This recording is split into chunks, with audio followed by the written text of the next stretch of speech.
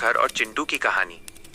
एक बहुत बड़े और गोल-मटोल चमकीले नारंगी कद्दू के भीतर एक छोटा और बहुत प्यारा चूहा रहता था जिसका नाम था चिंटू। ये कद्दू चिंटू का घर था। कद्दू बाहर से जितना बड़ा और गोल था, अंदर से उतना ही आरामदायक। चिंटू ने बड़े सलीके से कद्दू के भीतर एक छोटा सा दरवाजा और एक खिड़की बना ली थी। खिड़की से जब सूरज की सुनहरी किरणें अंदर आती थीं, तो चिंटू का घर जगमगा उठता था। चिंटू बहुत मेहनती था। उसने कद्दू के नरम गूदे को खाकर एक कमरा बना लिया था और कद्दू के सूखे हुए बीजों को एक कोने में जमा करके अपना बिस्तर बनाया था, जो बहुत नरम और आरामदायक था।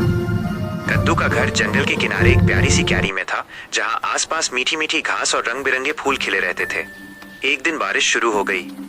जंगल के सभी जानवर अपने अपने घरों में छिप गए। चिंटू भी अपने कद्दू के घर में आराम से बैठा था। जब बारिश की बूंदें कद्दू की मोटी चमड़ी पर टिप टिप करती थीं, तो चिंटू को बहुत प्यारी नींद आती थी। लेकिन तभी बंटी खरगोश भागता हुआ आया। उसकी खरगोश वाली खोह में पानी भर गया था। बंटी भीग चुका था और ठंड से कांप रहा था। चिंटू ने खिड़की से झांका और बंटी को आवाज दी, बंटी, अंदर आ जाओ, मेरे कद्दू के घर में जगह है।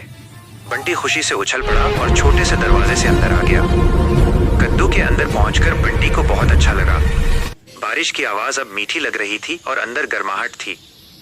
वाह चिंटू, तुम्हारा घर कितना अनोखा और सुरक्षित है, बंटी ने कहा। हाँ, चिंटू मुस्कुराया, ये कद्दू हमें बारिश और हवा दोनों से बचाता है। थोड़ी देर बाद मिन्नी गिलहरी भी भागते हुए वहां आई। उसकी कोटर में भी पानी भर गया था। चिंटू ने फिर दरवाजा खोला। मिन्नी, तुम भी आ जाओ, हमारे कद्दू के घर में अभी भी थोड़ी जगह है। मिन्नी भी अंदर आ गई। अब तीनों दोस्त चिंटू, बंटी और मिन्नी कद्दू के घर में आराम से बैठ गए। बाहर बारिश जोरों पर थी, लेकिन अंदर तीनों दोस्त हंस रहे थे और मजेदार बातें कर रहे थे।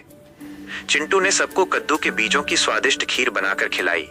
जब बारिश रुकी तो सूरज निकल आया। बंटी और मिन्नी ने चिंटू को उसके प्यारे और सुरक्षित घर के लिए धन्यवाद दिया। उन्होंने वादा किया कि वे जल्द ही फिर मिलेंगे। चिंटू ने हंसकर दरवाजा बंद कर लिया। वो जानता था कि उसका कद्दू का घर सिर्फ एक घर नहीं है, बल्कि दोस्ती और खुशी का ठिकाना भी है। कहानी से सबक, चाहे घर छोटा हो या बड़ा, अगर हम मिलजुल कर रहें तो वो सबसे अच्छा और सुरक्षित घर बन जाता है। हमें हमेशा दूसरों की मदद करनी चाहिए।